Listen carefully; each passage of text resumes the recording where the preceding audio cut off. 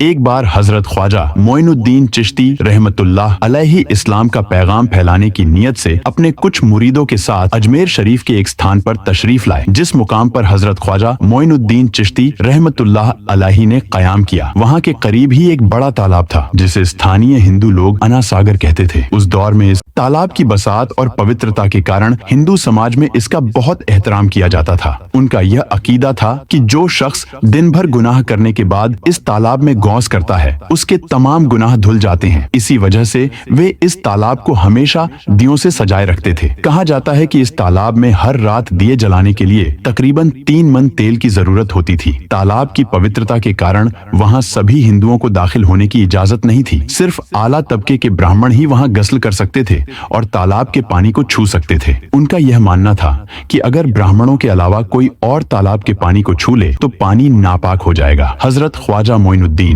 चिश्ती रहमतुल्लाह अलैहि और उनके मुरीद लंबे सफर से थके हुए थे। कुछ देर आराम फरमाने के बाद जब नमाज का वक्त हुआ तो ख्वाजा मोइनुद्दीन चिश्ती रहमतुल्लाह अलैहि ने हजरत बख्तियार काकी रहमतुल्लाह अलैहि को अजान देने का हुक्म दिया। हुक्म पाकर हजरत बख्तियार काकी रहमतुल्लाह अलैहि ने अजान देना शुरू किया। उस वक्त हिंदुस्तान में तौहीद का पैगाम और अजान के अल्फाज किसी ने नहीं सुने थे। जब लोगों ने पहली बार अजान के अल्फाज सुने तो उनके दरमियान हलचल मच गई। लोग अपने घरों से बाहर आकर एक दूसरे से कहने लगे, ये फकीर लोग कहां से आ गए और ये क्या पढ़ रहे हैं। अजान खत्म होने के बाद हजरत ख्वाजा मोइनुद्दीन चिश्ती रहमतुल्लाह अलैहि और उनके साथियों ने अना सागर तालाब पर जाकर वजू करना शुरू किया। जब हिंदू पुजारियों ने देखा कि एक अजनबी दरवेश उनके मखसूस तालाब का इस्तेमाल कर रहा है तो उनके दिल में गुस्से की आग भड़क उठी। एक पुजारी बोला, यह दरवेश कहाँ से आ गया? बिना हमारी इजाजत के इसने हमारे पाक तालाब को हाथ लगा दिया। हम इस तालाब को कितना मुकद्दस मानते हैं और इन मुसाफिरों ने इसे नापाक कर दिया है। इसका कोई हल नहीं निकालना ही होगा। इसके बाद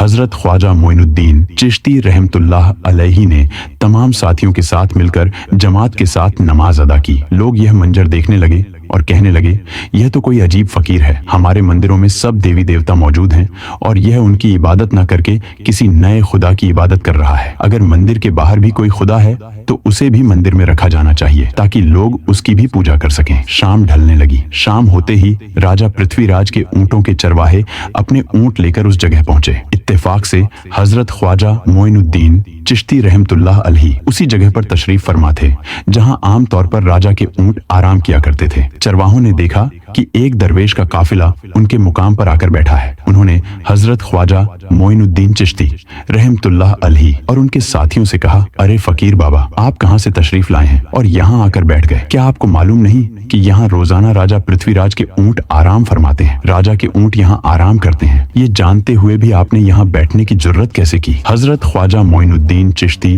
रहमतुल्लाह अलैहि ने उन चरवाहों को नरमी से जवाब दिया, बाबा, हम मुसाफिर हैं और अनजान हैं। हमें मालूम नहीं था कि इस मुकाम पर राजा के ऊंट आराम करते हैं, क्योंकि हम पहले ही यहाँ रात गुजारने का इरादा कर चुके हैं। तुम अपने ऊंटों को आज किसी और जगह आराम देने ले जाओ। आसपास बहुत सी जगह हैं। हजरत ख्वाजा मोइनुद्दीन चिश्ती रहमतुल्लाह अलैहि का जवाब सुनकर पृथ्वीराज के चरवाहे बोले, फकीर की हिम्मत तो देखो, कहता है कि राजा के ऊंटों को कहीं और ले जाए और खुद यहाँ बैठ रहेंगे। फकीर बाबा, यह तो हरगिज मुमकिन नहीं है। राजा के ऊंट अपने ही मुकाम पर बैठेंगे। यह कहकर चरवाहों ने हजरत ख्वाजा मोइनुद्दीन चिश्ती रहमतुल्लाह अलैहि और उनके साथियों को वहां से उठाने के लिए दुर्व्यवहार करना शुरू कर दिया। हजरत ख्वाजा मोइनुद्दीन चिश्ती रहमतुल्लाह अलैहि बहुत ही सरल स्वभाव के थे। जब उन्होंने देखा कि चरवाहे दुर्व्यवहार कर रहे हैं तो उन्होंने बख्तियार काकी रहमतुल्लाह अलैहि से कहा, बख्तियार, हम यहाँ बैठकर क्या करेंगे? जब राजा के ऊंटों को यहीं बैठाना है तो रहने दो, ऊंट यहीं बैठे,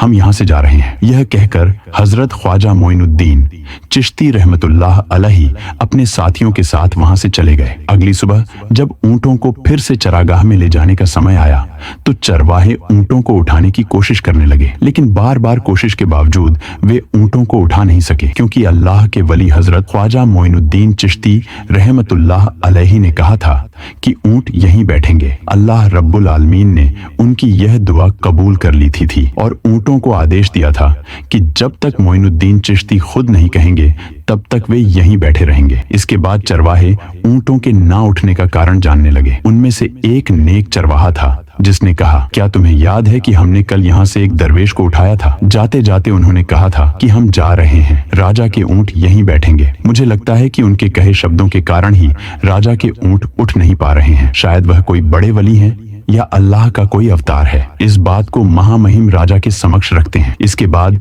चरवाहे पृथ्वीराज के पास पहुंचे और हाथ जोड़कर निवेदन किया, महाराज, हमने बहुत कोशिश की, लेकिन आपके ऊंटों को उनके स्थान से नहीं उठा सके और उन्हें चरागाह में घास चराने नहीं ले जा पा रहे हैं। राजा पृथ्वीराज ने आश्चर्य से पूछा, क्या ऊंटों को कोई बीमारी है जिस कारण वे उठ नहीं पा रहे? चरवाहों ने कहा, महाराज, ऊंट पूरी तरह